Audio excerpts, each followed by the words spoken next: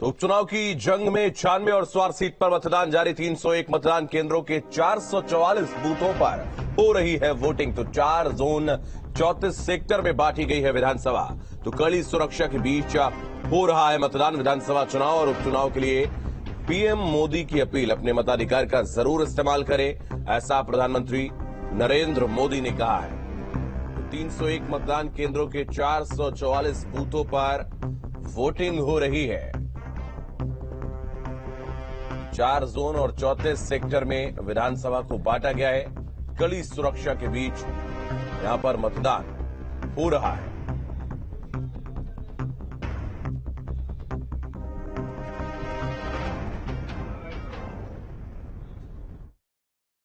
उत्तर प्रदेश में आज 2 जगहों पर उपचुनाव हो रहे हैं विधानसभा के, जिनमें से रामपुर है और उसके साथ ही मिर्जापुर का 96 विधानसभा क्षेत्र है।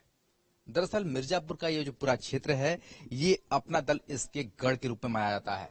यहाँ के विधायक राहुल कौल की कैंसर से मृत्यु के बाद यहाँ पर उपचुनाव हो रहा है। अपना दल इस ने राहुल कौल की पत्नी रिंकी कौल को टिकट दिया है। चूंकि भारतीय जनता पार्टी का एनडीए के साथ गठबंधन है, ऐसे में अपना दल इस यहाँ पर चुनाव लड़ रही है और भारतीय जनता पार्टी का समर्थन है। तो दूसरी तरफ यहाँ पर समाजवादी पार्टी ने कीर्ति कौल को टिकट दिया है और इस बार जो खास तौर पर टक्कर मानी जा रही है वो सपा और अपना दल इसके रूप में मानी जा रही है। यहाँ के मुद्दों की बात की जाए तो यहाँ पर चूंकि ये आदिवासी बहुल इलाका है और पिछड़ा इलाका माना जाता रहा है, तो यहाँ पर जो समस्याएं हैं वो पानी की बहुत ज्यादा है। कई इलाके ऐसे हैं जहां पर आज भी टैंकर से पानी लाया जाता है, सड़कों की समस्या है। इन सभी मुद्दों को लेकर के वोट डाला जा रहा है। हालांकि कई ऐसे गांव हैं जहां पर अब सड़क पहुंच चुकी है और विकास भी हो रहा है।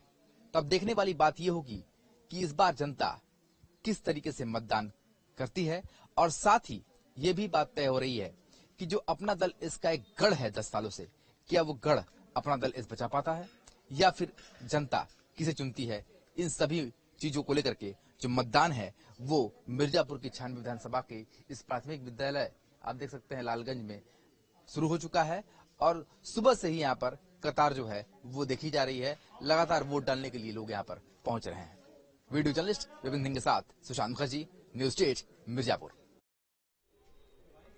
तो स्वार से एसपी प्रत्याशी अनुराधा चौहान ने डाला वोट। स्वार सीट पर एसपी और अपना दल एस के बीच टक्कर देखने को मिल रही है और शफीक अहमद अंसारी से अनुराधा चौहान का मुकाबला है। तो स्वार में आजम के सामने आखिरी गढ़ बचाने की चुनौती है और अपना दल एस ने यहां पर मुस्लिम प्रत्याशी को उतारा है और आजम खान के सामने अपने आखिरी गढ़ को बचाने की चुनौती है। तो समाजवादी पार्टी ने अनुराधा चौहान को प्रत्याशी बनाया है। वहीं अपना दल एस, जो कि बीजेपी के साथ गठबंधित दल है, उनकी तरफ से शफीक अहमद अंसारी को प्रत्याशी बनाया गया है।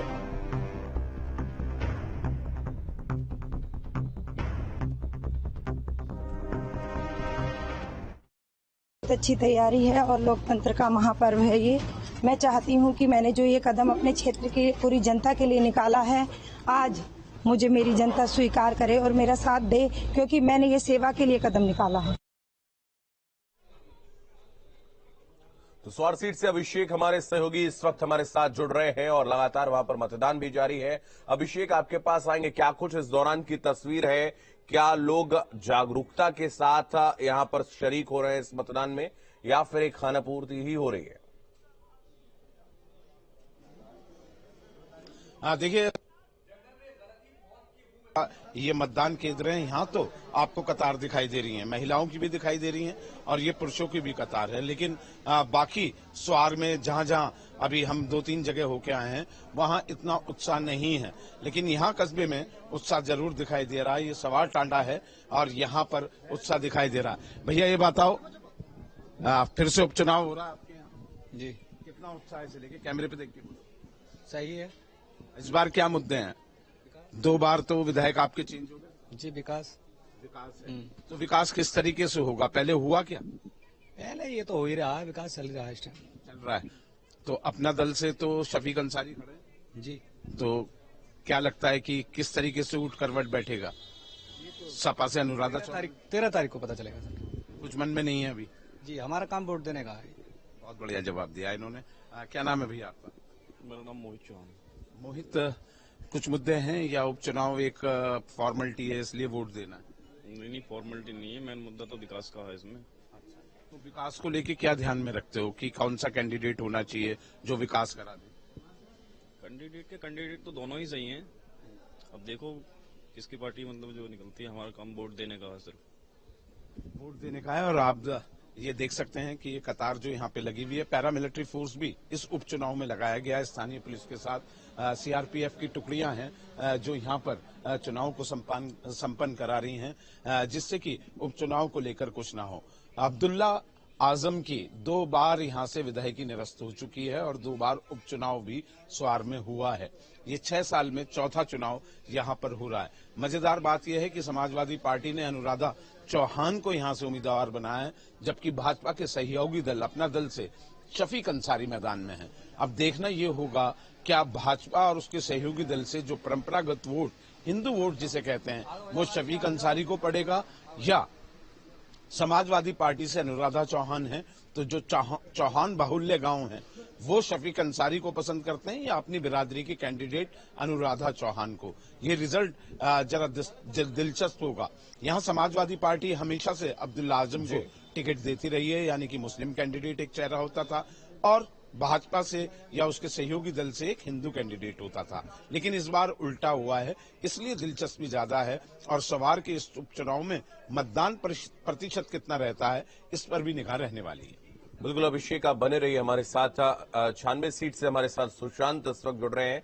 सुशांत, आपका रुख करेंगे। सवाल आपसे यही है कि इस दौरान क्या कुछ वहां पर तस्वीर है, मतदान में लोगों में उत्साह नजर आ रहा है या नहीं?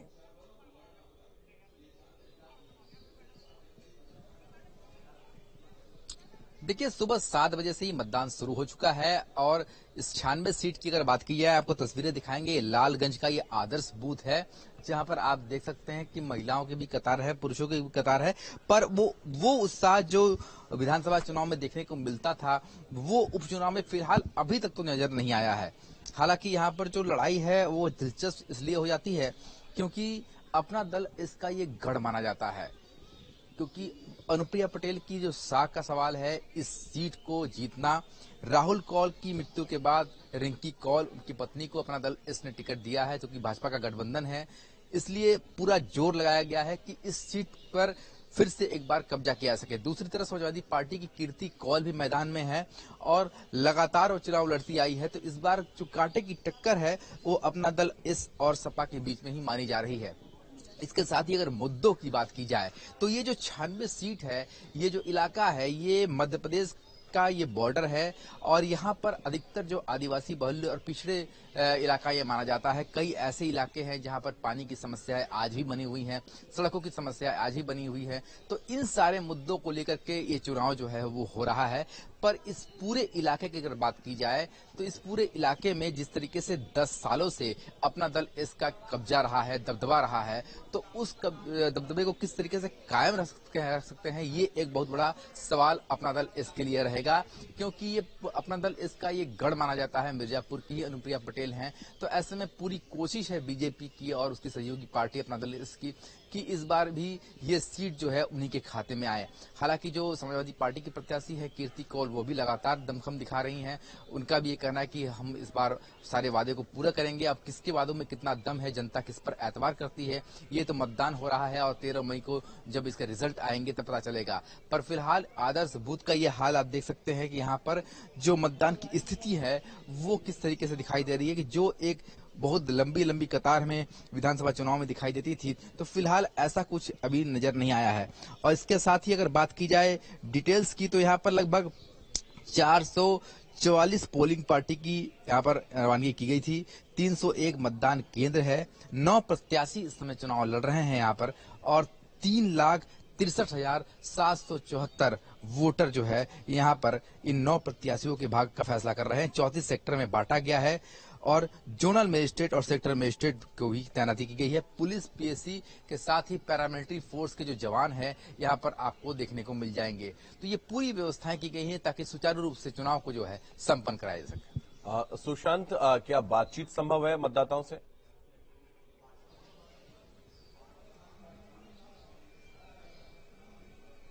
देखिए, फिलहाल मतदाताओं की जो कतार है वो लगी हुई है और अभी अभी से कहा गया है कि फिलहाल मतदाता जो कतार में खड़े हैं उनसे फिलहाल आप बात मत करिए। अगर वो लौटते हैं वोट देकर के तो उसके बाद मतदान केंद्र के थोड़ा बाहर जाकर बात करिए, क्योंकि कई बार ये शिकायतें पहुंचाई गई थी पार्टियों की तरफ से कि बातचीत करने से उनका जो मतदान करने के जो आए हैं उनका जो रुख होता है वो थोड़ा ठीक नहीं होता है। तो ऐसे में लगातार हमसे ये कही जा रही है बातें यहाँ पर जो एडमिनिस्ट्रेशन के लोग हैं कि मतदान करने जो लोग आए हैं फिलहाल मतदान करने से पहले उनसे बात मत करिए, बल्कि मतदान के बाद बात करिए। हमने कई बूथों पे बात भी की है और सभी का जो ये कहना था कि मुद्दों के आधार पर इस बार विकास के आधार पर ही वोटिंग होती आई है और इस बार भी उसी आधार पर हो रही है, क्योंकि 96 विधानसभा एक ऐसी विधानसभा है मिर्जापुर की जहां पर अधिकतर इलाके पहाड़ी से सटे हुए हैं। यानी कि इस विधानसभा के बाद तुरंत मध्य प्रदेश की शुरुआत हो जाती है। तो इस इलाके में सबसे ज्यादा अगर किल्लत है, मुद्दों की बात की जाए तो पानी की किल्लत है। कई ऐसे गांव हैं जहां पर आज भी टैंकर से पानी की सप्लाई होती है। तो ये मुद्दे जो है अहम रहने वाले हैं इस चुनाव में और इसी को देखते हुए वोटिंग भी की जा रही है। हालांकि राहुल कौल की मौत के बाद ये माना जाता है कि रिंकी कौल जो उसकी पत्नी है उनको टिकट मिली है, जो मणिहार की रहने वाली हैं। इसके बाद कीर्ति कौल समाजवादी पार्टी की है। ये दोनों ही मेन जो लड़ाई में है दिखाई दे रही है। हालांकि कांग्रेस ने भी अपने प्रत्याशी उतारा है, पर कांग्रेस की चर्चा भी ज्यादा दिखाई नहीं देती है। हालांकि जो मतदाताओं के मन में क्या है ये तो रिजल्ट आने के बाद ही पता चलेगा, पर फिलहाल जो 96 सीट है वो कहीं न कहीं से अपना दल इसके लिए भी साख का सवाल जरूर बन गया है। बिल्कुल, बहुत धन्यवाद सुशांत और अभिषेक, आप दोनों का हमारे साथ जुड़ने के लिए, तमाम जानकारी के लिए बहुत शुक्रिया। तो 96 और स्वार सीट पर मतदान लगातार जारी है। हम तस्वीरें भी आपको दिखा रहे हैं कि किस तरीके से वहां पर लोग मतदान कर रहे हैं। अनुराधा चौहान जो वहां से एसपी प्रत्याशी है उन्होंने वोट डाला, वो तस्वीर भी हमने आपको दिखाई। और 96 सीट की हम बात करें तो वहां भी सीधी टक्कर बीजेपी और एसपी के बीच में देखी जा रही है।